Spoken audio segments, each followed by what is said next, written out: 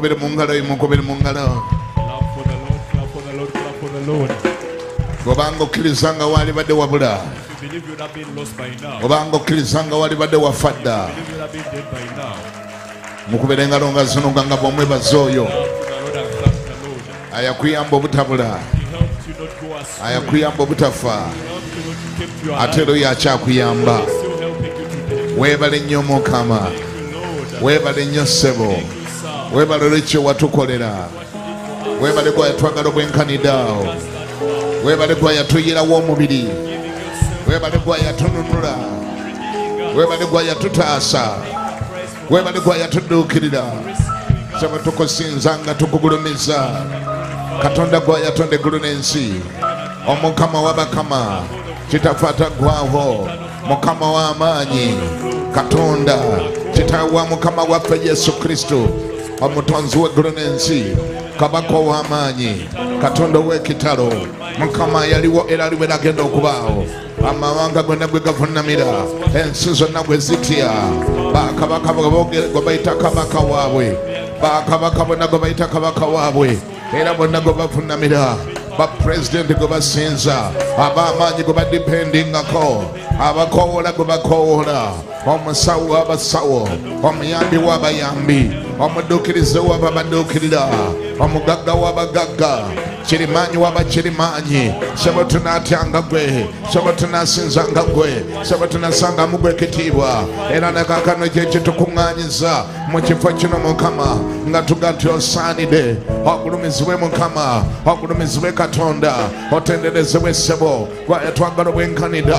Bwe twali nga tetunnakumanya. Gwe watumanya nga tetunnakulonda. Gwe watulonda nga tetunnakutegeera. Gwe watutegeera bwe twali nga tukyali boonoonyi. Kristo Yesu n'otufiirira. Weebale gwe Mukama. Weebale gwe Kabaka. Taata tukwaniriza na kaakano mu lukuŋŋaana luno Mukama. Jangu ofuge Mukama. Oweereza omwoyo gw'omutukuvu. Weereza omwoyo gw'omutukuvu. Weereza amaanyi go. Weereza ekisa kyo. Weereza ekitiibwa kyo. Weereza obusobozi bwo. Weereza amafuta go. Weereza amaanyi gagawonya abalwadde. Amaanyi agasumulula abasibiddwa. Agayamba abetaaga okuyamba. Agadduukirira abetaaga okudduukirira. Agasasula amabanja. Agakutula enjegere. Mukama weereza. Taata weereza amaanyi go. Mutuntunira leero gakome ku bantu bo Mukama abakuŋŋanidde mu kifo kino n'abo abatulabira ku TV n'abo abali ku radio abali mu Uganda n'abo abali ebweru wa Uganda. Amaanyi go gayite mu kigambo kyo gakome ku bulamu bwabwe Mukama. Abatalokoka nga balokoke. Abalwadde bawonyezebwe. Abasibidde basumululwe. Abetaaga okuyamba bayambibwe. Abalina ebibuuzo bibaanukule. Abetaaga okudduukirira badduukirirwe. Ayi Katonda weereza ekisa kyo makkati gaffe. Jangu Mukama otwokyupayinge. Jangu otwokyupayinge. Jangu ojjuza obulamu bwaffe. Tujjuza omwoyo gw'omutukuvu. Tujjuza ekisa kyo Mukama. Tujjuza ekitiibwa kyo Mukama. Tujjuza obusobozi bwo Mukama. Tujjuza amafuta go Mukama. Tujjuza amaanyi go Mukama. Okubeerawo okwo leka kufuge Taata. Ekitiibwa kyo kifuge. Setaani abuleko watuula. Emizimu gibuleko wegituula. Endwadde zibuleko wezituula. Mabanja gabuleko go watuula. Ebirwadde bitweraliikiriza bibuleko webituula. Kubanga gwe obeera ku ludda lwaffe. Omulabe waffe y'ani? Gwe ng'oli ku ludda lwaffe. Ani gwe tunaatya? Gwe ng'oli ku ludda lwaffe. Ani anaatukangakanga? Mu linnya erisinga amannya gonna erya Yesu Kristo Mukama waffe era omulokozi waffe. Abantu bonna ne baddamu nga bagamba nti amiina.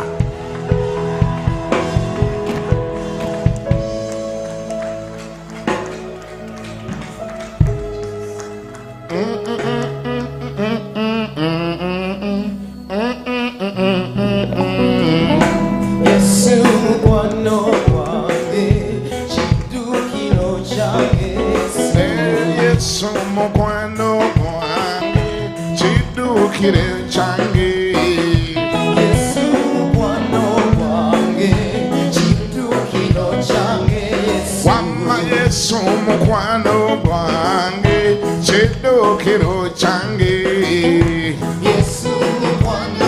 Engalo sizuulira ngalo. Wamma Yesu kamanda wange kiddukiro kyange.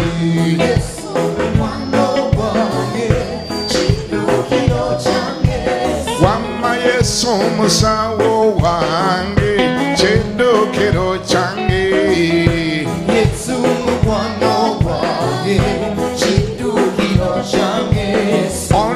Yesu muganda wange kiddukiro kyange ono Yesu mukwano gwange ono Yesu kamanda wange kiddukiro kyange ono Yesu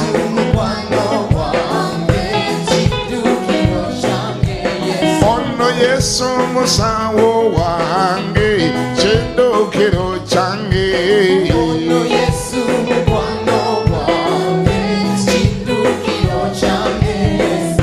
natya kimunseno natya kimunseno natya kimunseno natya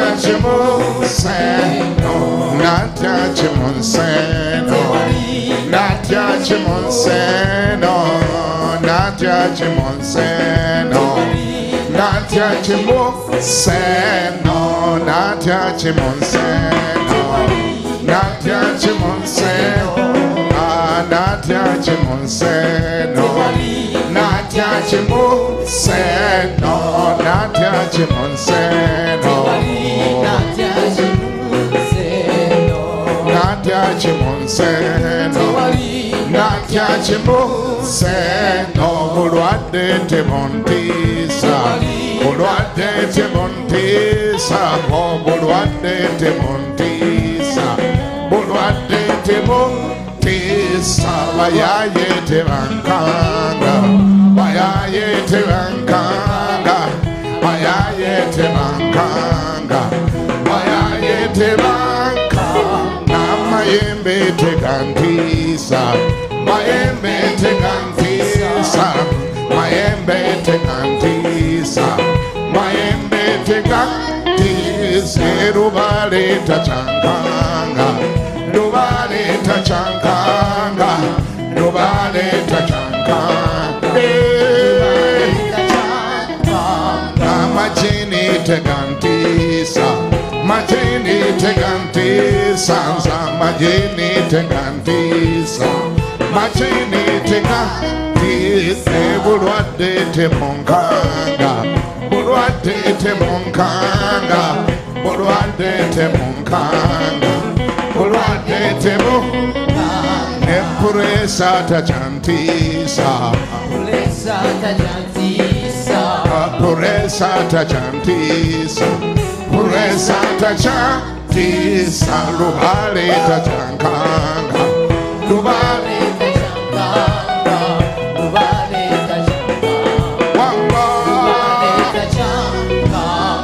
mabanja tegantiisa mabanja tegantiisa mabanja tegantiisa mabanja tegantiisa erubale tajankanga rubale tajankanga rubale tajankanga rubale tajankanga ebizimba tebinkanga bizimba tebinkanga bizimba tebinkanga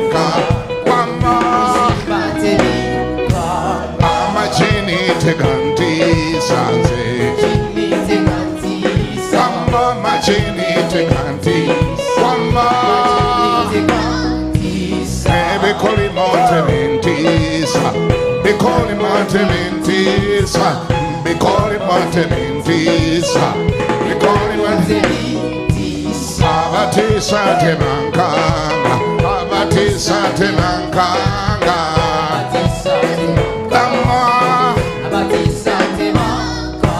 mama Yesu mukwano gwange kiddukiro kyange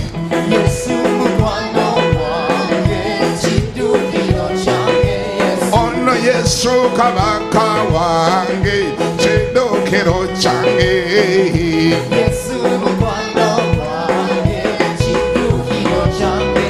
wamma Yesu musawo wange kiddukiro kyange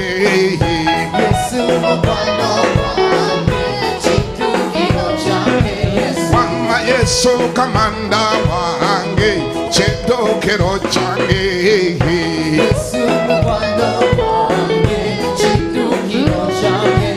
wamma Yesu muyambe wange kiddukiro kyange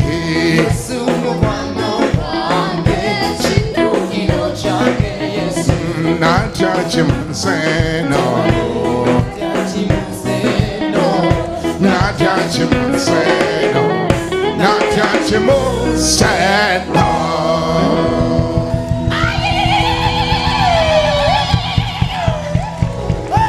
Hallelujah. Glory be to God. Somebody say amen. Amen.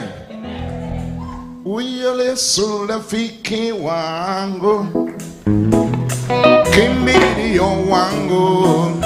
Yesu rafiki yangu, kimbilio yangu. Yesu rafiki wangu, kimbilio wangu. Yesu rafiki yangu, kimbilio wangu. Yesu rafiki wangu, kimbilio wangu. Yesu rafiki yangu, kimbilio langu. Nitagopa nani? Nitagopa nani? Nitagopa nani? Nitagopa nani? Come on. Nitagopa nani? Nitagopa nani? Nitagopa nani? Hallelujah.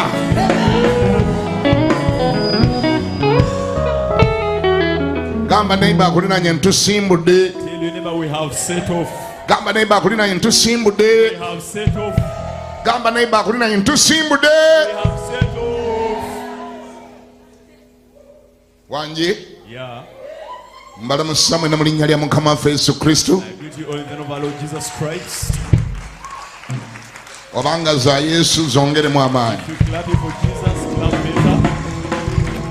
Mbalamusiza mwena mu linnya lya Mukama waffe Yesu Kristo. Greetings to you all in the name of our Lord Jesus Christ. Twagala okwebaza Mukama Katonda I want to thank the Lord God oyo atuwadde ekisa okubeera abalamu ku ssaawa eno, for the grace to be alive till today. oyo atuyambye okujja mu nnyumba ye mu ttuntu lye olwaleero, God has in his house this oyo afternoon. atuwadde omuka gwe tussa paka He has olwaleero, given us the breath of life oyo this afternoon. ayatwagala nga tetunnamwagala, Before we loved him, he loved us. ayatumanya nga He knew tetunnamumanya, us before we knew him. ayatulokola nga tukyalina boonoonyi. Saved us while we were yet sinners. Kristo Yesu n'atufiirira, Christ died for us. oyo atatunuulira bukyafu He bwaffe, did not look at our fields, naye ayakkiriza but n'atwesiga, accepted and believed in us. n'atuwa obulokozi Gave us salvation n'okwenenya nga tetunnenenya, before we repented. n'atuwa ekirabo eky'obulokozi, Gave us the gift of salvation. oyo nga ye mwana we Yesu. That is the Son Mukubire mu Jesus. ngalo Katonda oyo ayatonda eggulu n'ensi. Love for the God that created Gambe heaven and weebale the gwe earth. ayanjagala, Say thank you for loving weebala me. yammanya nga sinnakumanya, For knowing me before I knew weebala you. yantegeera nga For sinnakutegeera, knowing me before I knew mu you. linnya lya Yesu. In the name of Jesus. Somebody say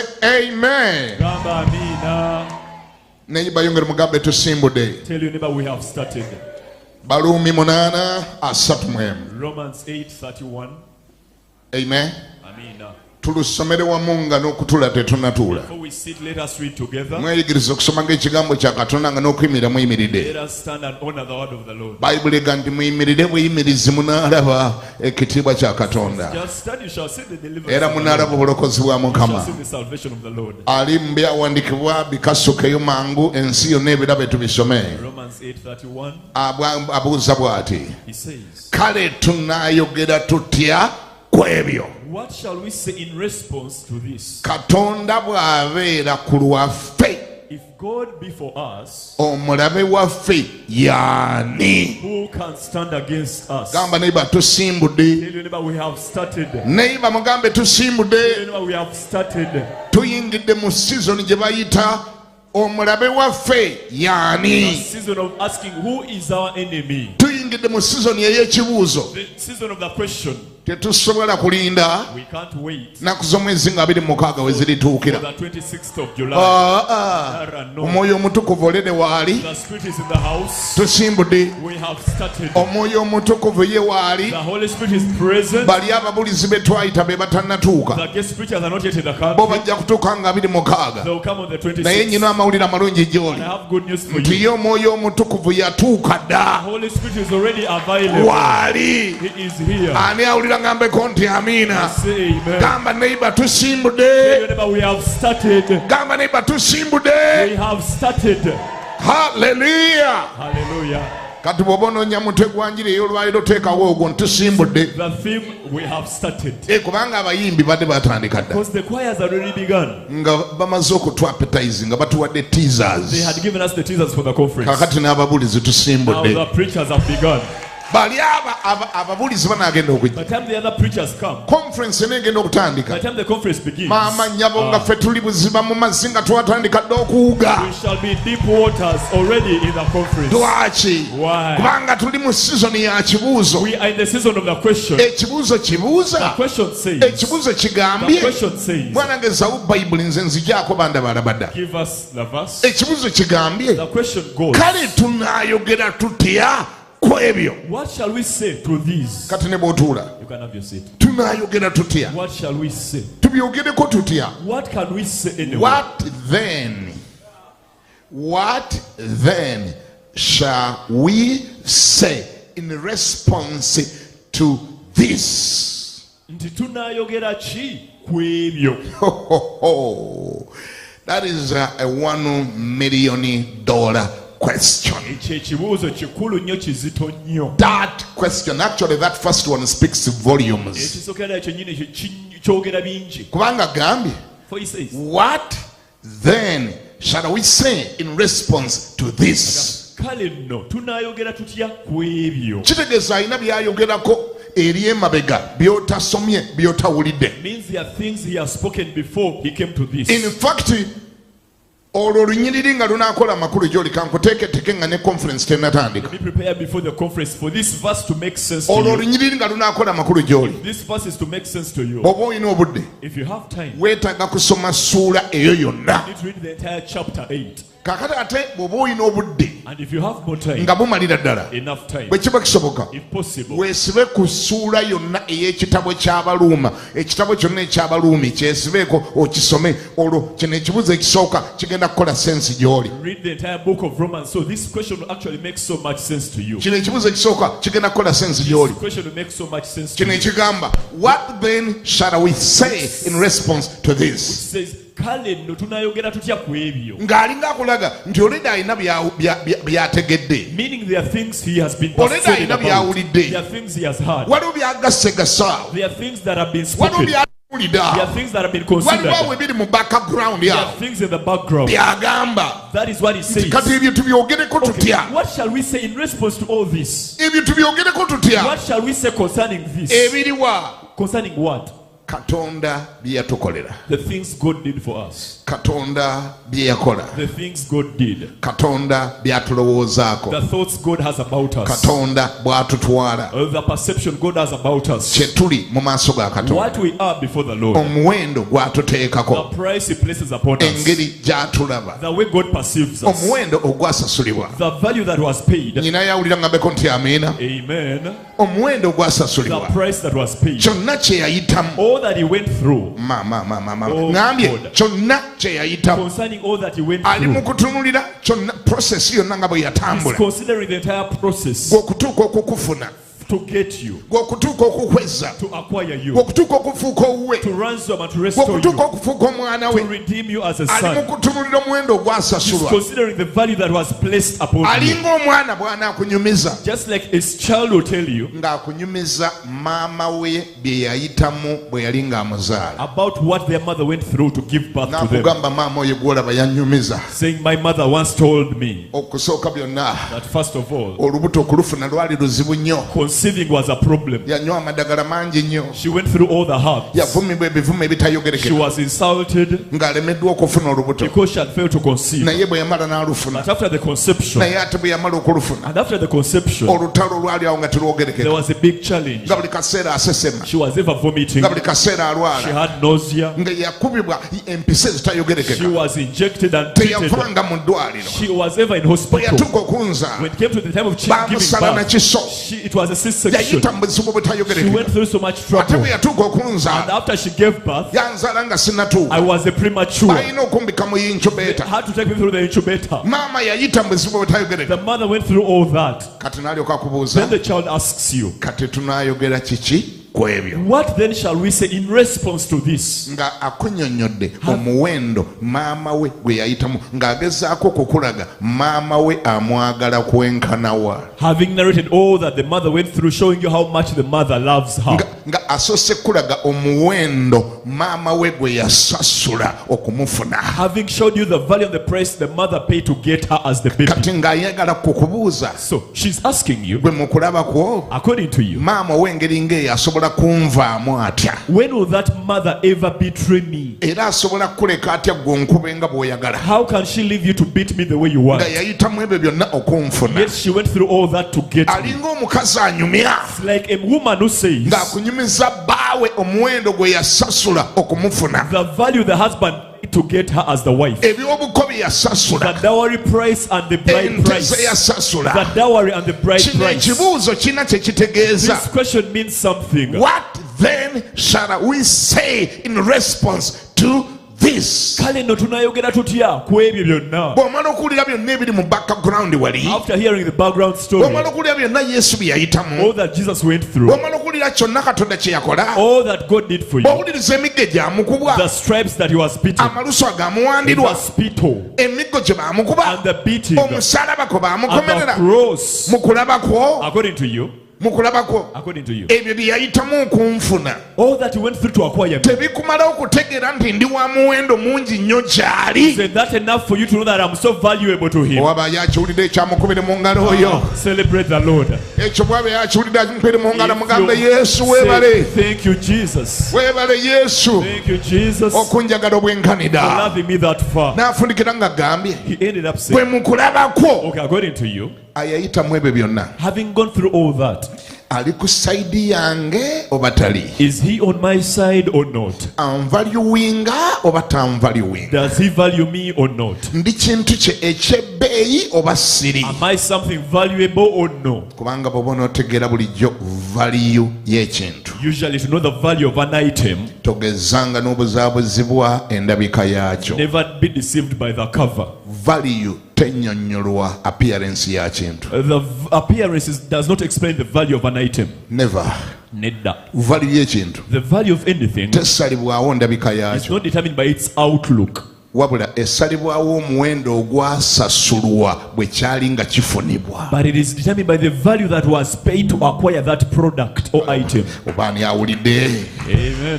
oba ani awulidde Did you hear that? ŋŋambye I said, value is not defined by appearance omuwendo tegunnyonnyolwa ndabika ya kintu. never Nedda. singa value yali esalibwawo ndabika ya kintu If value was determined by the appearance of an item, then christmas decorations ezaali badde zisinga okubeereza ebbeeyi Christmas decorations would have been the most expensive kubanga ze zisinga okumasaamasa because they look so beautiful. naye olw'ebbeeyi ezigula But the value, olw'omuwendo oguteekebwamu abantu nga bazifuna value paid to get that tree, ziwangala ebbanga lya wiiki emu they only last 1 week, si bwe kiba isn't it? kubanga ekyateekebwamu si kinene Because they are not so expensive. era christmas oluggwa And after Christmas ogenda season, okuli abaana nga bayasa baaluuni the children begin to take away the balloons. tewali muzadde ayinza kujjayo emiggo naga ŋŋenda kukuba okwasa baluuni There za is no parent that can complain because the child is busting the balloons. kasita jjukira nga baluuni ya 100 Once they remember that the balloon is 100 shillings, ng'agamba eyo muyase they will allow the children to play with the balloon. abaana basikayo bino ebimasaamasa ebigiritalinga When they take down the decoration, the glittering, tewali abimalako budde kubanga byagula layisi none can complain because they are cheap.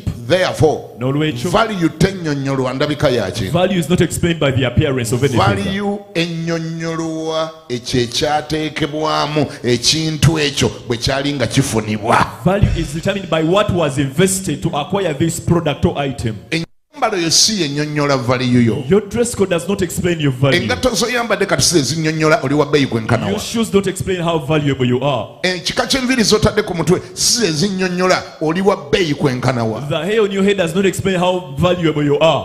ani awulira ngambeko nti amiina Amen. neyiba mugambe Tell your neighbor, tobuzaabuzibwa na bino byennyambadde don't be deceived by my look okusalawo ebbeeyi to yange determine my value. bino byennyambadde si bye bisalawo ebbeeyi My yange dress code does not determine my value. golodi omuteeka mu kutiya eddugala tekitegeeza nti olwafuuse wa layisi nnyo Gold in a dirty sack does not cease to be gold. golodi asigala golodi Gold remains gold. yongera ogambe neyiba Tell your neighbor, byennyambadde tebikubuzaabuza my dress code should not really worry you. n'olowooza nti eno ye valiyu yange Don't be deceived. valiyu yange esalibwawo ekyateekebwamu Katonda okunfuna. My value is determined by what God invested to get me. Saagulibwa ffeeza, I was not bought by perishable saagulibwa silver, zaabu, not by gold, saagulibwa musaayi gwa mbuzi, by the blood of lambs, saagulibwa no, musaayi gwa nkoko, not by the blood of chicken. nagulibwa musaayi gwa mwana wa Katonda. I was bought by the precious blood of the Son of Ani God. awulira agambe nti amiina. Say amen.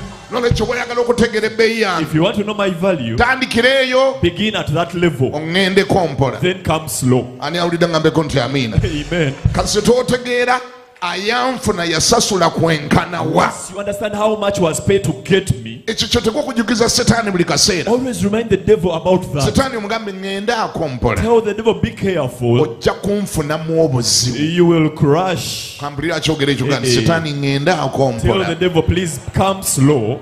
Ojja kufuna ekikukuba nga totegedde. Something will hit you. Ekintu kijja kukuba nga totegedde. Something will hit you without you noticing. Ndi kintu kya muntu ekyomuwendo. I am something so valuable. Ayanfuna, He who bought me, ayandokola, he who saved me, he ayandokola, who acquired oli me, ayandokola, my Savior, yasasula kinene okunfuna. paid a great price to N'olwekyo acquire me. ŋŋendaako mpola. Therefore, come slow. Ani awulira ngambeko nti amiina.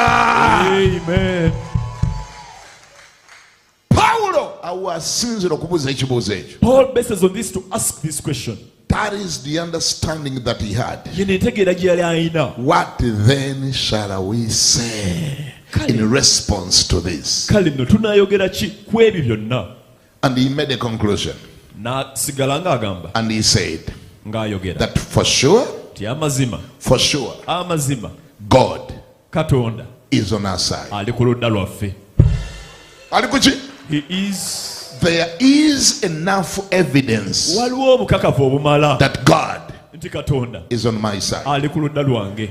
And I am his valuable thing. Era ndi wa muwendo gy'ali. Somebody say amen. Gamba amiina. Ekibuuzo ekiddako n'abuuza The next question he asks, nti kati obanga Katonda ali ku ludda lwange, if God is on my side, kati omulabe wange y'ani? now who can stand against me? Obanga Katonda, If God, waberianga nti Katonda, say God, Katonda, if God, Katonda bw'aba yali ku ludda lwange, if it is God on my side, Katonda, the Lord God, ngambye ani? God, Katonda.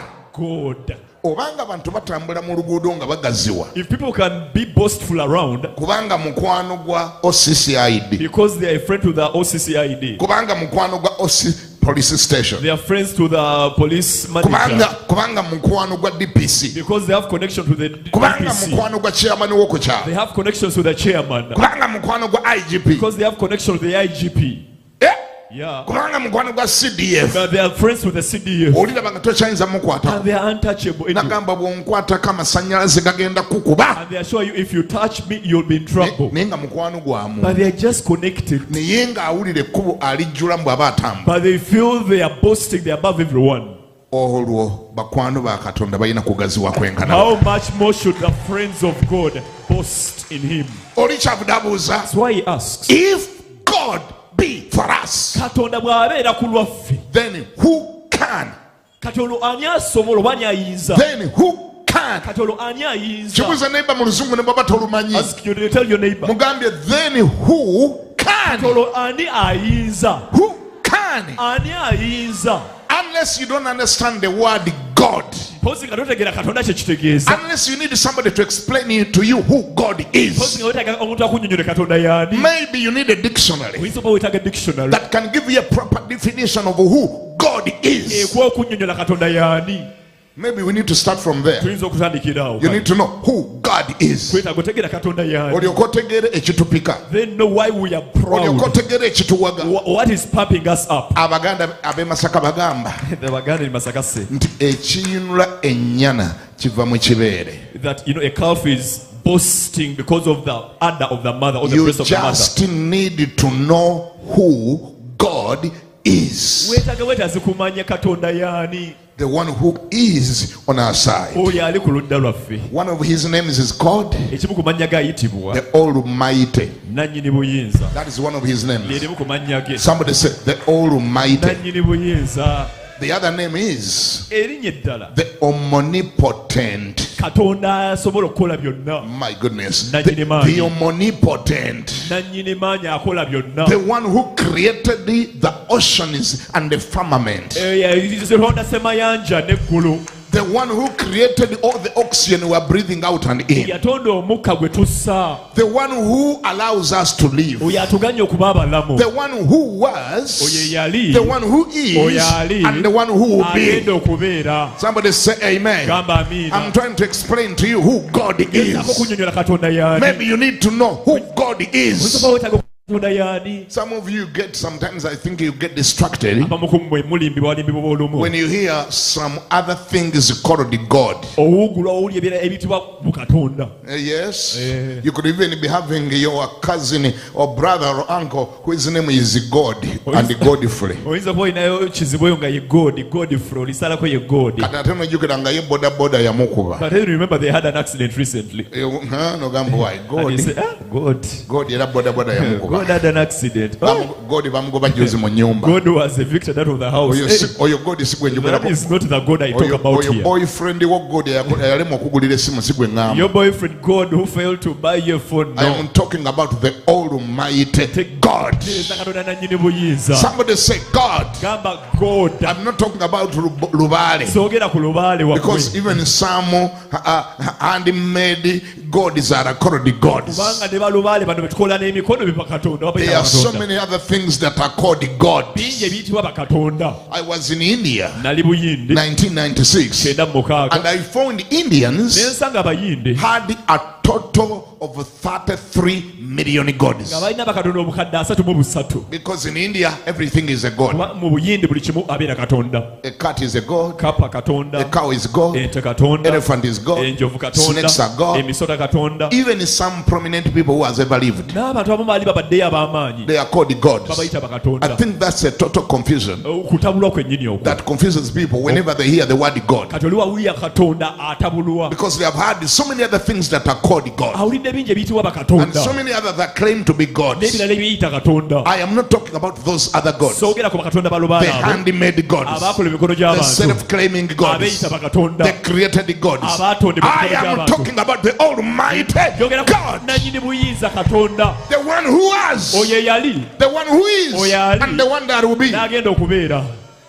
Somebody asked you a question recently when we are doing a show here. Waliwo yabuuza ekibuuzo nga tuli ku show wano. The Webulizo Yanukule show. Friday show Ask a very, challenging question. yabuuza ekibuuzo ekisoomooza ennyo. And I believe nobody has an answer. nzikiriza nga teri alina nekyakudda. But the answer is available. naye ekyokuddamu weekiri. Somebody asked, yabuuza but where was this God was nti katonda ono yali ludda wa before he created the heavens and the nga earth? tannatonda ggulu n'ansi yali abeera wa? Nawe ekikemo ekyekibuuzo ekyengeri ngaeyo yali kikutteko naawe. Have you ever had such a question cross your mind? Naawe ekikemo kyali kikutteko n'obuuza. Have you tempted to think or ask such? Where was this God living? katonda ono yeyi yali abeera You know, wa? when you try to think of such questions, ogeza kulowooza ku bibuuzo bwe biti. your next question would be, kibuuzo ekyendako kye weebuuza. but where did he come from? ye bannange ye yavaawa? Oyagala kulowooza nti naye ateeka okuba alina gye yava nga Museveni bwe kiri nti alina gye You yava. probably think he started somewhere just like your president here. Museveni bw'osoma akatabo ke ajja kugamba nti yali abeera Sweden mu kiseera ky'olutalo ng'ajjako ne mu Uganda. If you read about President Museveni's book, The Mustard Seed, he was once in Sweden that he will come to Uganda here. Kati bw'omala omulowoozaako bw'otunuga naye ndooza naye Katonda ono alabika alina gye yali abeera. So you may assume even God had somewhere he was before. Oba yava mu ggwanga lyawa? Which nation was he before? Oba maama we yaani? Who is the mother to Oba God? Katonda baamuzaala lunaku ki? Who is the father to God? When was he born anyway? Bwe baba baamuzaala kitegeeza ate olwo alina lwe yasooka okubaawo. Because if he was born, meaning he existed somewhere. Katonda talina lwe yasooka kubaawo. No, God has, is self-existent, Talina maama we, has no mother, talina gye yava. has no father. He was God. Yali katonda. I said he was God. Yali katonda. Where was he living? Yali abeera wa? In eternity. Mu butaggwaawo. God was living in eternity. Katonda yali abeera mu butaggwaawo. Before he created the heaven and the earth, Nga tannatonda ggulu n'ansi. he was. Yaliwo. God was. Katonda yaliwo. You know what the Bible says? Bayibuli kyegamba? In the beginning, Mu ntandikwa, in the ku beginning, lubereberye, there was God. waaliwo katonda. Oh my goodness. Yeah. In the beginning, Ku lubereberye, there was waaliwo There was waaliwo God. katonda. So if anybody ever asks you, Bw'abawo omuntu yenna akubuuza where was God katonda yali ludda wa before we created? nga tannatonda, In the beginning, mu ntandikwa there was God. katonda yaliwo. That is the answer. Kye kyokudda He was there in the beginning. yaliwo mu ntandikwa ku That lubereberye. means before the beginning, God was. Kitegeeza nga olubereberye terunnajja katonda yaliwo. I said before the beginning, God was. Olubereberye terunnabaawo katonda yaliwo. Somebody say amen. Gamba amiina. I am trying to define this God we are talking about Ngeza kunnyonnyola katonda ono gwe twogerako. so that you may understand clearly what you do have. Olyoke otegeera ekyo ky'olina oba ali ku ludda lwo. Abamu ku mmwe mutambulira mu ntiisa y'amaanyi nnyo Some of you walk in fear kubanga tomanyi ky'oyina, because you don't know what you have. tomanyi kye wafuna. You don't know what you carry. Ogenda n'ozibiriza bw'oti You can close your eyes n'olowooza oba katonda yenkana ki, and you wonder how big is God? oba yavaawa, Where did he oba amaanyi ge begin? genkana wa, How powerful is he? oba bwe ndimulaba aliba afaanana atya. What is his appearance? You just listen to this. Wuliriza. Bw'oba oyagala okutegeera katonda kyali, If you want to know the nature of God, ne bw'oba tofunanga mukisa kumulabako, even though you've never had a vision of him, tunuulira bye yatonda bikunnyonnyole obuyinza bwe n'obusobozi bwe gye bukoma obunene. look at his creation. They will explain how far and how big this God is. Era nze kyeva nagamba abantu, So I told people, we will have no excuse tetujja kuba na kyekwaso kyonna on the judgment day. ku lunaku olw'omusanvu. There is no nation, Teri ggwanga lyonna, no people, teri bantu no bonna, race teri ggwanga that will have an excuse linaaba na kyekwaso that the reason why they never got saved, ogamba nti ensonga lwaki or the tebaalokoka, reason why they never worshipped God, ensonga lwaki tebasinza katonda, it is because no preacher went to them to preach. nti teri mubuulizi yagenda gye bali That babuulira, it is because the Bible had not reached them. nti kuba bayibuli yali tennatuuka mu bo mu That is ggwanga lyabwe, because the preachers had not gone there yet. nti kuba omubuulizi yali tatuukangayo gye bali.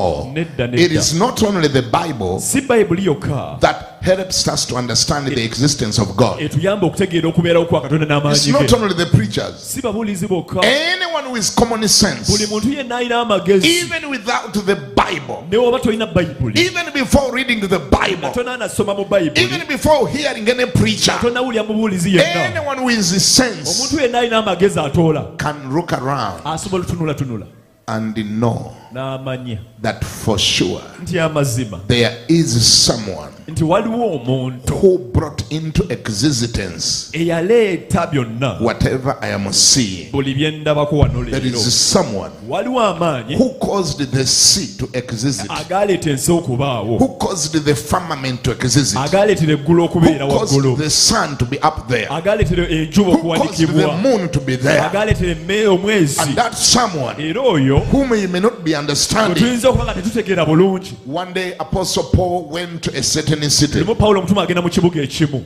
Yes, I think he went. I remember. I think he went in Athens. Yes, Athens. Yes, Paul went to a city of Athens, Yagenda mu kibuga ekya Athens mu and Buyonaani they had not heard the gospel nga yet. tebawuliranga ku They njiri, had not read the Bible yet. nga tebannasoma No Bayibuli, preacher had gone there teri yet. mubuulizi yali agenze But eyo. in Athens, Naye eyo mu Buyonaani they ng'atuuse had written at the entrance of their city, ku mulyango w'ekibuga baali bawandiika and they had written this way: nga bawandiise a bino, very big banner, nga bawandiise Very big ekiwandiiko writing. kinene, okay, on a certain statue, nga bawandiise ku kibumba and ekimu, they had said, nga bagamba "It is for the unknown God." nti kino kiteereddwawo eri Katonda It atamanyikiddwa, is for the unknown God. eri Katonda This atamanyikiddwa. one had not read the Bible yet. Baali tebannasoma Bayibuli, No preacher had reached them yet. nga teri mubuulizi yali ababuulidde But in enjiri, their conscience, naye ate mu they, ndowooza they yaabwe were able to know baamanya that there is God. nti waliyo Katonda, Though we don't understand Him, wadde tetunnamutegeera we don't bulungi, know much about Him. tetumanyiko bingi, Nobody has told us much about teri yali Him. amutubuuliddeko, But that God is there. naye Katonda oyo gy'ali, The power that created all the things, amaanyi agatonda bino byonna the bitulabako, power that put everything in existence, agatonda byonna ebiriwo, that power is called God. ye Katonda. And they went ahead and they said, Ne bagamba this statue ekibumbe kye is for the unknown God. tukiteddewo Katonda oyo wadde tetunnamutegeera bulungi naye tumumanyi gy'ali. Paulo n'abagamba, Paul tells them, Paulo n'abagamba, Paul, kama favors Praise the badde Lord. manyi n'oli ebyandikwa ebitaddeyo dda Acts kya Katonda atategeera. That should be Acts of Apostles. 17:23. Thank you.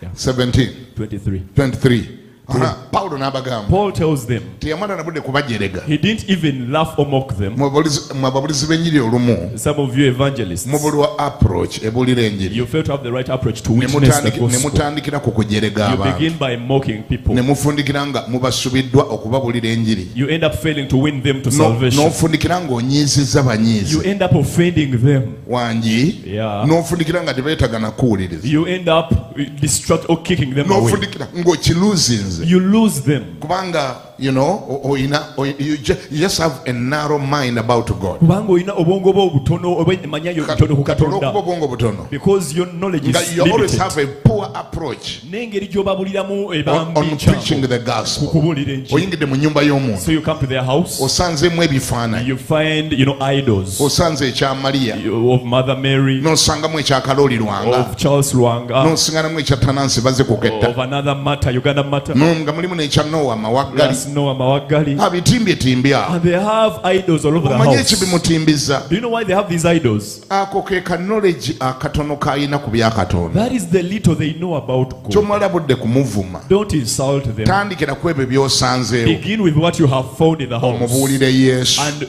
bring them to Jesus. waliwo gwenjagera naye Am lwaleero I speaking to someone today? tovuma Mariya we Don't insult their Mary. okumanya kwe awo bambi bwe kukoma That is how far they know. tovuma Kalooli we Don't insult the Uganda matter. oyo alinayo dataddeewo mu ddiiro tali ku zero At least they have somewhere they're beginning from. ngambye ntya Yeah. oyo tali nnyo ku zero They are not so badly off. olede alina idea nti waliyo Katonda They have an idea about God yeetaaga somewhere. muyamba kumunyonyola bunyonyoza omutegeeze Katonda oyo y'ani You need to take them through the journey, explain to them who is this God. yeetaaga munyonyola bunyonyozi Mariya oyo gwatimbye awo y'ani yakola ki what was her role Bannyonnyola omulimu ki Maria gwe yakola, omulimu ki gwe yalina okukola. tovuma buvumi bifaananyi bye Don't just insult their idols. awo akyakumye mu kutegeera That is how far they know. nyina yawulira ngambeko nti amiina Say amen. njogera n'ababulizi b'enjiri wano waliwo ababulizi b'enjiri Any evangelist, soul winners in the Wano waliwo ababulizi house. b'enjiri Soul winners in the house. Pawulo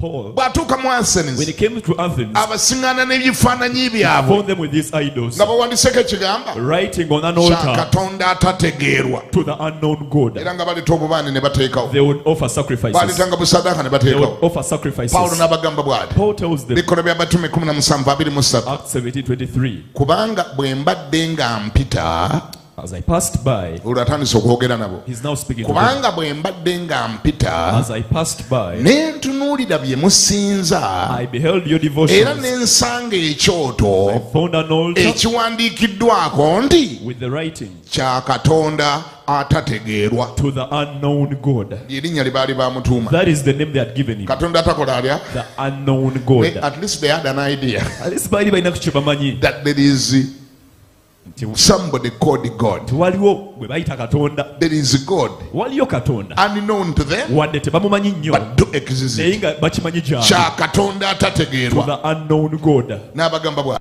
He tells them, nti kale kye musinza nga temukitegeera whom you ignorantly worship, nze ekyo kati kye mbabuulira the same I declare to you. sooka owulire omulizi w'enjiri omugezi Listen oyo to the right evangelist. sooka owulire omulizi w'enjiri omugezi oyo This wise soul winner. tabavumye kubaga ndi mujjewo mangu ekifaananyi He kyammwe does not tell them, take away your idols. taleese ennyondo kikubaakuba He does not break down the idol. agenda He says, okay, kya Katonda atategeera to the unknown God. okitegeeza temuli ku zero Meaning you're not on zero. mumanyiko ndi waliyo Katonda You have a knowledge of God, lwakuba though temumutegeera you don't know much about kati Him. sigenda kutandikira ku So I zero won't begin from zero. kantandikire ku oyo gwe Let me mutategeera begin to the unknown. mubannyonnyole musobole okumutegeera Explain Him through that you may know Him ani awulira finally. ngambeko nti I amiina say amen. agambye He says, kale kye musinza nga temukitegeera what you ignorantly worship, kati ekyo nze kye mbabuulira that I declare to you. you see Olabye? they had not read the Bible before Baali tebannasomako Bayibuli. no preacher preached to them yet Nga teri mubulizi yali agenze gye bali. but already in their mind Naye nga mu bwongo bwabwe they had an idea baali bamanyiiko that there is God nti waliyo Katonda. somebody said there is God Gamba Katonda.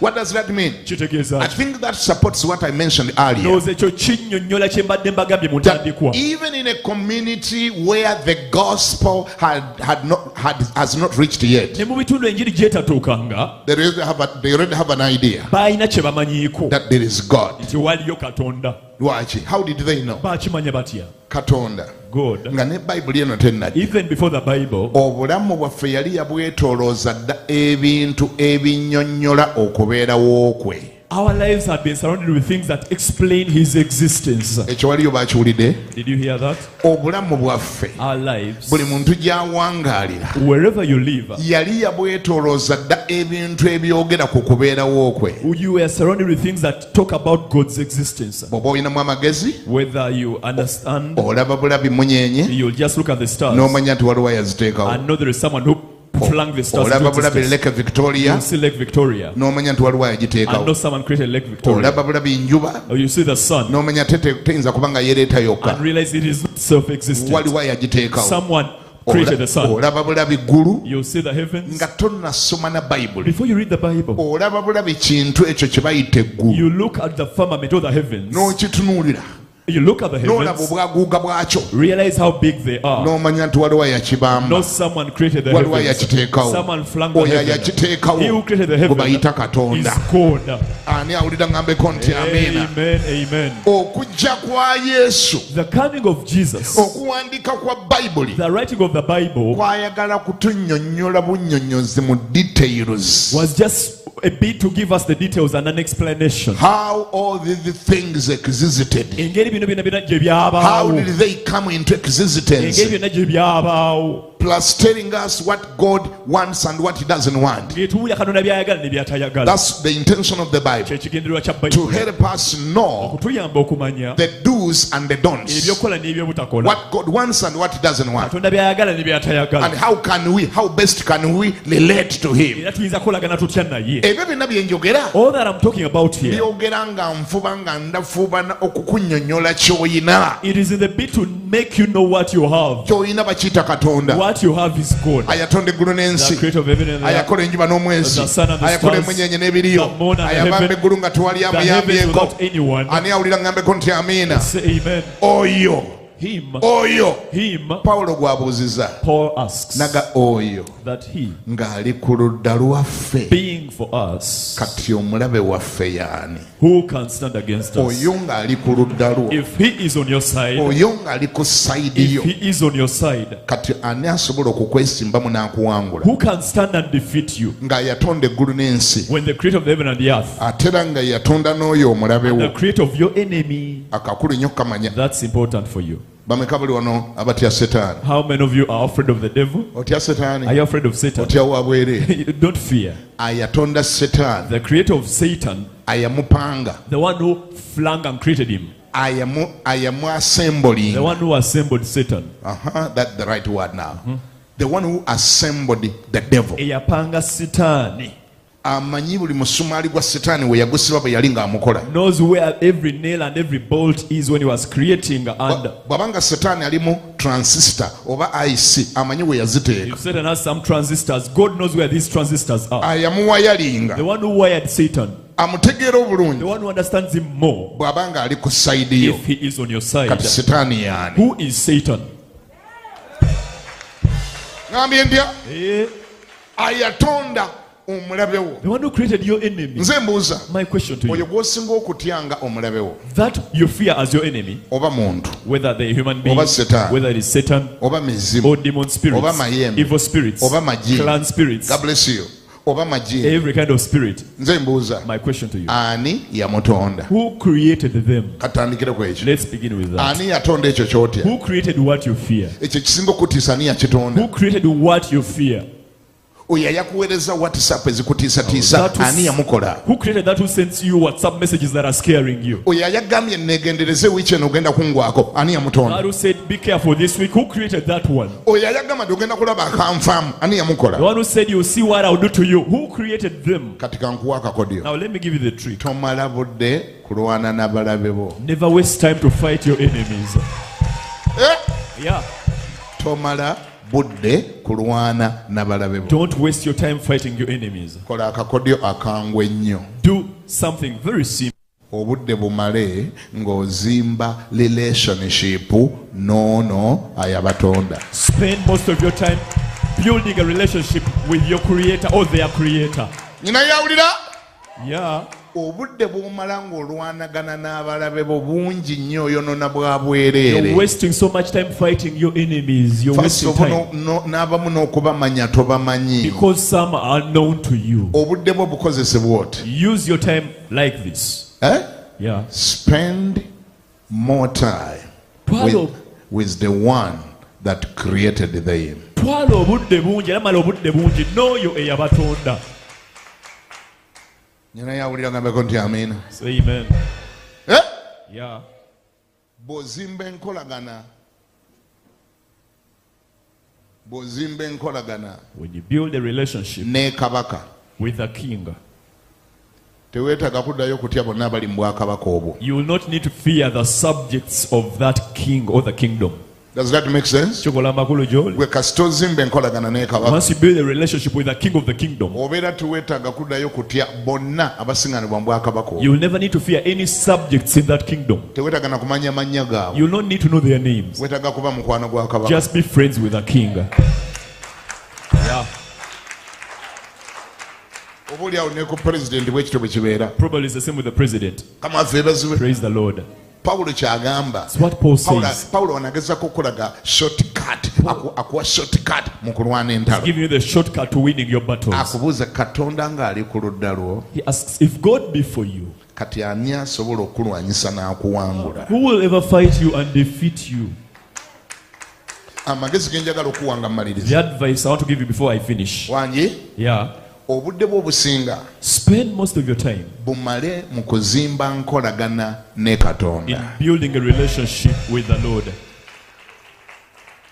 Olutalo lwo olusinga obunene Your greatest battle era ekyalisinza okweraliikiriza or your greatest worry si bye ebikukangakanga, is not what comes against you, ebikutiisatiisa, what intimidates you today, ebiboggola, what bucks before si you. bye byalisinza okutwala attention yo. It's not what is supposed to capture your attention. Obudde bwo tewalisinze bumala nga weeraliikirira abalabe bo. Shouldn't waste so much time worrying about your enemy. Obudde bwo singa bumala Spend most of your time ng'olowooza thinking ku nkolagana yo ne Katonda ono. about your relationship with your God. Ani awulira ngambeko nti amiina? Say amen. Concern yo yalibadde, how do I maintain a relationship with this God? Your concerns would have been nkuuma ntya enkolagana yange ne Katonda ono. How can I continue to be his friend? Nsigadde ntya nga ndi mukwano gwe. How can I protect our relationship with him? Nkuumye ntya enkolagana yange gye nnina naye. How can I always be with him?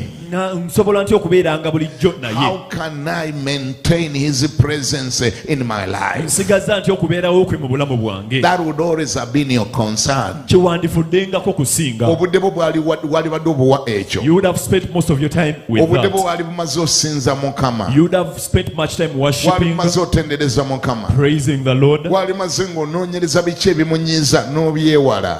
avoiding whatever annoys the Lord. Ng'omuntu bwabeera ne mukwano gwo ng'omwagala nnyo. Like you may have your dear friend, Mmwe abalina abaagalwa ndozi ekyo mukimanyi. those who have partners, you know, Abalina abaagalwa. those who have your partners, Abalina abalaavu bammwe. your love, Someone whom you call your love. the one you call your love, Your husband, your wife. bawo mukyala wo. Bw'obanga oyagala okumusigaza. If you want to retain them, Bw'obanga omuvaluwinga. if you value them, Obudde obumala onoonyereza biki ebimunyiiza. you spend much time finding out what annoys this partner, N'obyewala. and you avoid it. Kubanga obeera ovaluwinga relationship eyo. Because you value that Obeera relationship. ovaluwinga enkolagana eyo. You value that Kati relationship. obudde bwo obumala onoonyereza kiki ky'atayagala oleme kukikola. So you have to spend so much time finding out what don't they want, what do they, Naddala bw'obanga ovaluwinga relationship eyo. especially if you value that relationship. Ani awulira ngambeko nti amiina. Say amen. Katonda bw'omala okutegeera kyali When you know what God is ne kyali mu bulamu bwo and what is ne for you kyategeeza mu bulamu and bwo, what it means to you, obudde bwali bumaze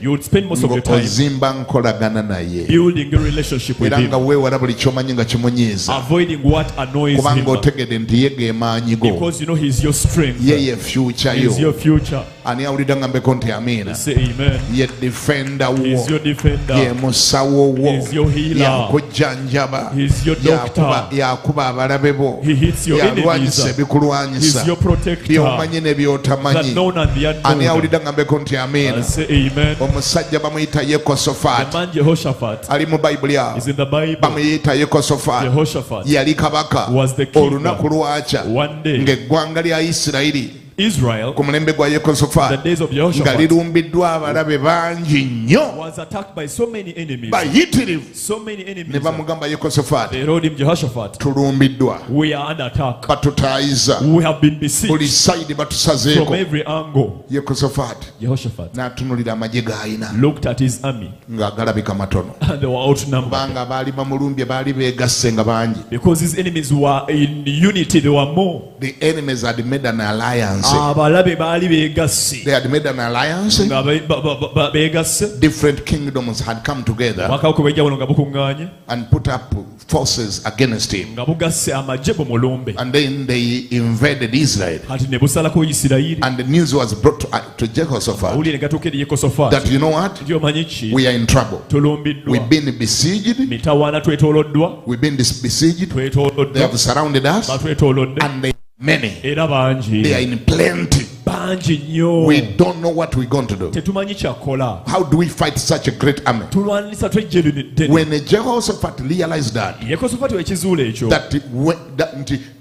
yakizuula nti bw'abeeteekako balumba mu mubiri obbalwanyisa tagenda basobola. That if he attacks them in the flesh, he will not defeat That this army. if he chooses to attack them as him, Nti bw'asalawo balumba nga ye just as a nation as Israel, ng'eggwanga Isirayiri bokka he cannot. tabasobola. Do you know what he did? Omanyi kye yakola? Do you know what Jehoshaphat did? Yekosafaati kye yakola? Okay, omanyi kye yakola? Do you know what he did? He gathered the worshippers N'akuŋŋaanya abasinza. and he did a worshipper service. N'ateekawo saavisi nga yakusinza businzi. Actually, even his enemies got confused. N'abalabe ne batabulwa. They got intelligence report Ne bafuna amawulire. that instead of Jehoshaphat putting together an army to come and fight, Mu kifo kya Yekosafaati okugatta ejje beekuŋŋaanye bajje babalwanyise. he has organized a choir, mass choir, Ataddewo kwaya abayimbe and they were busy worshiping. nga bali mu kusinza. They were busy, instead of doing a military training, Mu kifo ky'okugenda mu kutendekebwa ng'amagye they were busy doing choir training. baali mu kwaya training. And the intelligence went to the enemy. Abalabe ne bawulira. Ne bagamba nti kirabika waya I zivuddeko. think they have run mad. Ndowooza alabika atabuse. I think he has run mad. Ene bagambye bajjanca. They say they are coming tomorrow. Bajjanca. They are coming tomorrow. Bajjanca ku front line. On the front line. Katulabe ekigenda okuba. Let's see what will happen. Baba balowooza nti Yekosafaati agenda kujja n'amafumu n'engabo n'amajambiya. They thought Jehoshaphat was coming with a spear and the sword. Yakulembezaamu kwaya. It was the choir at the forefront. Kwaya ng'ejja eyimba. The choir came singing. Ne bagamba laba abalalu Now look at these mad people. tugenda okukuba We are bano. going to smite you. Bannange tubalinda kulwana ate mwe muleese We kwaya. want you to fight, but you come with a choir. Yekosafaati ng'alima ku lutalo Jehoshaphat came to the battlefield, ng'alumira kwaya was commanding the choir, nga basimbula nnyimba. and they began to sing. Abalabe nga bagalaba abalalu bano And the enemy said, "Look at these mad tugenda people. okukuba bano. We are going to smite you." Eno bagiyita music Is gala. this a music gala? Twazze ku music Did we gala. come for music competition? Twazze ku music competition. Twazze kuvuganya mu Twazze ku byakuyimba. lutalo. We came for the Ate battle, bano bayimba buyimbi. but you just singing here. Basinza Mukama. They Ne worshiped the batendereza Lord. They Mukama. praised Ne the Lord. bayimbira Mukama. They sang to the Lord. Tendereza Mukama kubanga mulungi. Yes. Okwagala kwe kubeerawo emirembe gyonna. Tendereza Mukama kubanga mulungi. Okwagala kwe kubeerawo emirembe gyonna. Tende. They sang. Abalabe ne baseka. And the enemies laughed at them. Ne bagamba laba bawaya. Say, look at these mad people. Laba bamawaya bano tugenda okukuba bano. These crazy people. We are going to beat you. Twazze kulwana ate bo bayimba buyimbi. We came for the battle, but you just singing in the battlefield. Abalabe nga bakyasamaala. As the enemies were still looking bwe on. baali nga bakyatunula. As they were still looking on. Ne bawulira ekibakuba nga kiva They waggulu. had something invisible hitting them. Maama nnyabo. Hey. Baawulira ebibakuba nga biva They waggulu. felt something beating them invisible. Abamu ekyababaako kye kino. Some of them, this is what happened to them. Omu yawulira buwulizi nga munne amukuba omutwe. Someone felt their neighbor was hitting their head. Nga mu mugongo gwabwe walinga gy'oli nti waliyo ekibakutte ne kibakoonaganya emitebwe. Puh! As if something was knocking their heads together. Oli bwe yakyuka nga nabuuza munne onkubidde Then he ki? would ask you, the neighbor, why are you beating me? Saagala kummanyiira. Don't play with me. Ekikonde ne They kikaaba. began to fight. Eŋŋumi n'ekaaba. They began to fight one Ne another. batemagana. They hit one Ne another. They bakubagana. slaughtered one another. Bayibuli egamba nti baatemagana obutasigalawo n'omuntu n'omu. They slaughtered one another until they were all dead. Lwaki? Why? Yekosafaati bwe yalaba nga bamulumbye When bangi Jehoshaphat saw more against him, n'agamba wano he omugezi said, now what I have to do, obudde bwange kambumale nga nzimba nkolagana ne Ssaabalwanyi. let me spend much time building relationship with the Lord of hosts. Obudde bwange kambumale nga nzimba nkolagana yange ne Ssaabalwanyi. Let me build relationship with the Lord Almighty, Ngambye the God of war. ebikulumbye bwe biba ng'obiraba binene If what is against you is bigger, weekwate Katonda. hold on to the Lord. Ddayo wa Katonda. Choose God's Zimba side. nkolagana yo ne Katonda. Build your relationship with God. Zimba enkomera ezamenyeka. Build the hedges that were broken. Zimba enkomera ezamenyeka. Rebuild the broken wall. Zimba ebisaakaate ebyamenyeka. Rebuild the broken wall. Babizimba batya? How do you rebuild the Nga broken wall? weetereeza. By making right Ng'otereza enkolagana yo ne Katonda. your relationship with Nga God. weenenya. By repentance, Ng'ova mu bibi byo. leaving your sin. Tolina bw'ogenda kulwanyisa balabe bo ng'okyali mwonoonyi. You can't fight your enemies yet you're a sinner. Tewali muzimu gw'ogenda kugoba gugende ate nga naawe otambulira mu kibi. You can never cast out a demon yet you're walking in sin. Tewali muzimu gw'ogenda kugoba gugende ng'oli mu bwenzi. You can't rebuke any devils yet you're in adultery. Oba wali awulira olwaleero. Anyone listening to me? Ngambye I say, zimba enkolagana yo ne Katonda. build your relationship with God. Weetereze ne Katonda. Make right what has to be made right. Bayibuli egamba etta mu Isaaya Isaiah, the Bible says, essula ya 5 olunyiri lwa 14 54:14. 5:14 Isaaya agamba atya? 54:14 says, Oyagala kunywezebwa, to be established, oyagala okubeera atawangulwa, to be undefeated, oyagala okubeera atalogebwa, to be big, oyagala okubeera atalogebwa, to be undefeated, oyagala okubeera atawangulwa, to be oyagala unbeatable, okubeera setaani to gw'atamanyiira. be unstoppable. Bayibuli egamba The Bible mu says, butuukirivu. in righteousness, Fenna tusomere wamu 3 go mu butuukirivu In righteousness, mw'oliyima you shall okunywezebwa. be established. Muki? In righteousness, Muki? in righteousness, Siwulira muki? in righteousness, Mu butuukirivu in righteousness, mw'oliyima thou shalt stand okunywezebwa. to be established. Setaani anyumirwa nnyo buli lw'otatambulira mu butuukirivu, Satan loves it if you're not walking right. era amanyirawo nti ogenda kkubwa. So he knows that you are beatable. Mu butuukirivu wokka watakusobolera. In righteousness, you are undefeated. Kyobulaba nga Setaani afuba nnyo akutambulize mu butali butuukirivu. That's why he wants to lead you in unrighteousness. Kimukolera It works well for bwe buli him. lw'otambulira mu kibi, Whenever you walk in sin, ko kazina n'okuzina kagamba awedde. Satan will jubilate because you are about to die. Kuba kati kino ekibi kyakola Because the sin you're committing kigenda kunyiiza Katonda we amuddukeko. will annoy the Lord and you lose the protection. Kino kyakola kino This sin kigenda kunyiiza Katonda we, will annoy the Lord Katonda we amuwe and distance. God will distance himself from them. Kubanga Katonda bw'oba yagala omugoba, Because if you want to kick God out of your life, weetaaga kuteekawo ekibi. you need to bring sin. Mulaba Katonda bw'ali ow'amaanyi ennyo. You see how almighty God is. Banaye Katonda w'amaanyi. God is all powerful. Naye bw'oba yagala omugoba But if you want, agobeka. you can kick him away. Gwe kyokola obeera mu kibi. Just walk in Ye sin. tabeera wali kibi. He does not dwell in Jjukira sin. mutuukirivu Remember, nnyo. he is holy. Ewatali butuukirivu Without holiness, tabeerawo. he cannot exist. Bw'oba yagala omugoba mu environment You yo, want to kick him out of your environment, bw'oba yagala okugoba Katonda mu maka go, to kick God out of your home, bw'oba yagala okugoba Katonda mu mirimo to gyo, kick God out of your job or ekyokola career, okola bibi ye nga ateekayo. just continue in sin. God will be far from Tabeera you. watali butuukirivu. He does not dwell where there is unrighteousness. Waliwo omuntu omu yaŋŋamba bw'ati One man once told me nti omusota that a snake bagutenda amaanyi is so powerful, naye mbu gutya parafiini. but it is afraid of paraffin. Simanyi oba kituufu kwenkana I wa don't know sikigezesa how abangi. true that is. I've never Kuba tried it out. nakula ntya nnyo emisota sikigezesa. I've never tried it out. Naye mbu bw'oba yagala okugoba omusota But if you want to kick a snake away, tomala budde kuleeta miggo, don't bring sticks. mbu gwe funa wojja akacupa ka parafiini Get a bottle of paraffin omansire bw'oti and sprinkle all over. gudduka emisinde egitayogerekeka. The snake will run away from the paraffin. Kubanga buli ttondo lya parafiini erigukoonako Drop of paraffin ligukutulakutula. will break the body of the snake. Gw'amaanyi It is so naye powerful, bw'ogusembereza parafiini gugenda. but it does not work with paraffin. Katonda ng'onoomugoba mu bulamu To bwo, kick God out of your life, kankuzigirire gw'ayagala okumugoba. if you want to kick God away, Nga listen. toyagala kwesembereza If you Katonda, want to avoid God, listen to me. nga wamukoowa, If you're fed up of God, do nga this. toyagala abeere w'obeera. If you want him away, do Bwe ky'oba this. okola teekawo ebibi, Come or continue in sin. yonoona. Continue to sin. Gwe nywa omwenge, go into alcohol, gwe beera mu bwenzi be into fornication, tojja mulaba he ng'asemberawo will never come close to you. yeewali ekibi ye tabeerawo He does not come close to sin. wabula akabi akali mu ekyo But the danger about that, ate ye setaani obanga amukubidde firibi nti it yanguwa is an invitation to Satan. kubanga ye setaani ayagala wali kibi Because Satan loves it when it is sin. kyova olaba That is why. olw'okubanga ekyo setaani akimanyi Because Satan knows that nti katonda ewabeera ekibi tabeerawo God does not dwell where sin setaani dwells. akola buli ekisoboka Satan does all that he can alabe nga kukozesa ekibi to lead you into sin, alabe nga akwonoonyesa to bring you into sin. setaani n'amala succeeding nga When n'akwonoonyesa Satan succeeds in causing you to sin, kandi ye katonda ng'olwateekayo because God will be far from you. nga katonda avamu environment God will leave your nga environment. kayingirawo nga kakukinywa nga bwe kaagala Satan will come and beat you. evidence ku ekyo eri mu sitole ya samusoni Evidence is in the story of Samson. abasajja abalabe ba samusoni baabuuza The enemies of Samson asked, naye tusobola mukuba tutya how can we defeat this man? omusajja ng'alina amaanyi The man mangi is so powerful. omusajja nga The tasoboka man is so strong. omanyi kye bakola You samusoni know what they did to Samson? abalabe be ne batula wansi ne bakola strategy His enemies ne strategized. bagamba tukola tutya okumwonoonyesa Asking, how can we lead him into sin?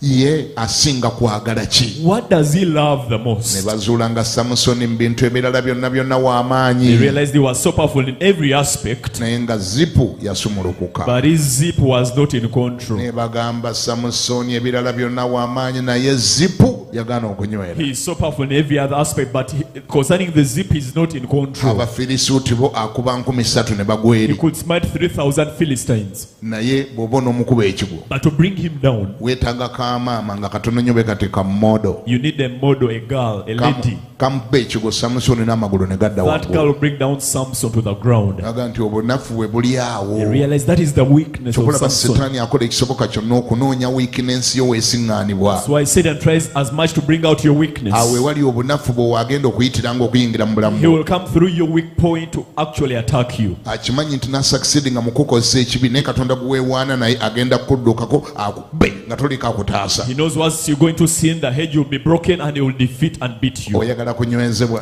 Do you want to be established? oyagala kusigala ng'oli To be w'amaanyi established oyagala kusigala strong. nga tologeka To be strong and oyagala unstoppable. kusigala nga tokubika To be unbeatable. mu butuukirivu In righteousness, mw'oliima thou shalt be okunywezebwa established. onoobanga wala n'okujoogebwa You shall be far from oppression ng'otambulidde mu butuukirivu once you walk kubanga right. n'okutya tolitya For you shall not fear. onoobanga wala You n'entiisa shall be far from kubanga terror. n'entiisa It terikusemberera shall not come near you. omukama akumpeera omukisa May the Lord bless you.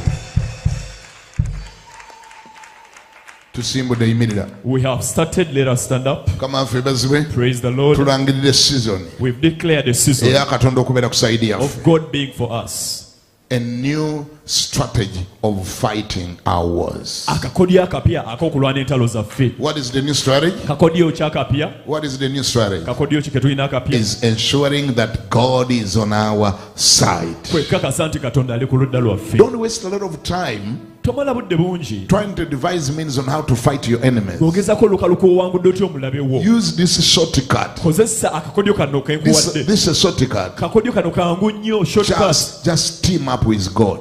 Gwe kwatagana ne Katonda. Team up with God. Weegatte wamu ne Katonda. If there are things that separates you from your God, Wabawo ebikwawula ku Katonda wo. reconcile with your God. Tabagana ne Katonda wo. Where you need to repent, We weetaaga okwenenyeza. guide and repent. Genda mu maaso weenenye. Ensure Kakasa. that you build a good relationship with your God Ozimba enkolagana ennungi ne Katonda wo. and team up with that God. Weegatte ne Katonda wo. Buli ekyagala okukwatako, Whatever wants to attack buli you. ekyagala okukwatako Whatever wants to assess you. kijja kulingizayo bulingiza bwe kiti We'll just look and see. kigende nti alina ani And say, who are Ali nani they, oyo? who are they with? ne katonda leka They are with God. No, Ali ne they may be Katonda. far from God. They are with God. buli ekikwepikira Whatever is after you, buli ekikwepikira whatever wants to attack you, kijja kulingiza nga bulingiza will just look at you kigende nti alina ani and oyo say, who is she Ajja n'ani with? oyo? Who is she Ajja ne coming Katonda? with? She's coming with God. Awafiira mu lugenzi sibeerawo. No, be far from them. bwe beera na katonda Just be with bwe God. tambula na katonda Walk with God. bwe weerinaanye katonda Relate with bwe God. teaming up ne katonda Team up with bwe God. fuula katonda mukwano gwo Make God your friend. abalabe bwe bagenda kudduka nga nobbago bato bagobye Your enemies will run away without attacking or chasing teekagula them. emikono gyo ga nti ayi mukama Say, oh God, ayi mukama oh God, nkwebaza I thank you kubanga oli wange because you are for me nange ndi wuwo and I am yours. era nkwegayirira And I pray thee, ayi mukama oh God, bwe wabanga liwo ekintu kyonna if there is anything ekibadde kinjawula that was separating me nze naawe from you, nga kyonoona enkolagana destroying my ayi relationship, mukama oh God, mpa amaanyi empower me agakiwangula to overcome mpa it. amaanyi Empower me agakivaamu to defeat it. mpa amaanyi Empower me agakireka to overcome. oba kibi If it is sin, mpa amaanyi agakyenenya empower me to mpa repent. amaanyi agakivaamu The power to live. kubanga ntegedde For I have known nti eyo omulabe wange that is why the enemy gyabadde ampangulira wants me to lose. gyabadde ankubira That is his era gate. ntegedde And I've known gye nkoma okukusemberera the closer I come gye to nkoma you, okukusemberera the closer I get to gy'okoma you, okubeera nange the closer you are to mbeera me, untouchable I'll be untouchable, unbeatable unbeatable, mbeera atawangulwa undefeatable, atamala gakubika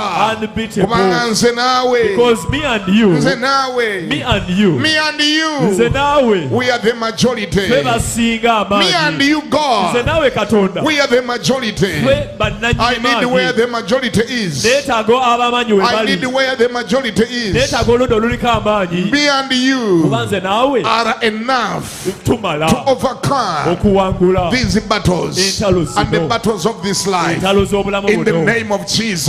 linnya erya Yesu. Amen. Amiina. You and God are the majority. Gwe ne Katonda mmwe musinga.